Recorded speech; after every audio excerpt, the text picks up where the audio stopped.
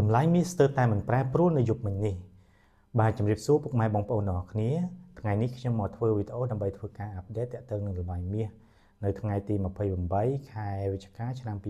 2025អញ្ចឹងបើសិនជាបងប្អូនចូលចិត្តវីដេអូបែបនេះហើយចង់ទទួលបានការអាប់ដេតទាក់ទងនឹងតម្លៃមាសជារៀងរាល់ថ្ងៃបងប្អូនអាចធ្វើការ follow ខ្ញុំទៅពីព្រោះខ្ញុំនឹងមកធ្វើវីដេអូដើម្បីធ្វើការអាប់ដេតទាក់ទងនឹងតម្លៃមាសដូចជាព័ត៌មានផ្សេងៗទាក់ទងនឹងមាសនេះជារៀងរាល់ថ្ងៃតែម្ដងបាទអញ្ចឹងតម្លៃមាសនៅក្នុងយប់មិញក៏ដូចជាព្រឹកនេះថ្ងៃទី28ខែវិច្ឆិកាឆ្នាំ2025តម្លៃមាសស្ទើរតែមិនប្រែប្រួលបានន័យថានៅជាលក្ខណៈ sideways ក្នុងតម្លៃចន្លោះតម្លៃតូចមែនតើហើយតម្លៃចុងក្រោយដែលខ្ញុំបានចូលទៅមើលហ្នឹងគឺតម្លៃមាសស្ថិតនៅតម្លៃ$4158ក្នុង1អោនឬបើសិនជាគិតជាតម្លឹងហ្នឹងគឺស្មើនឹង$5012ក្នុង1តម្លឹងឬគិតជា G គឺស្មើនឹង$501ក្នុង1 G បាទអញ្ចឹង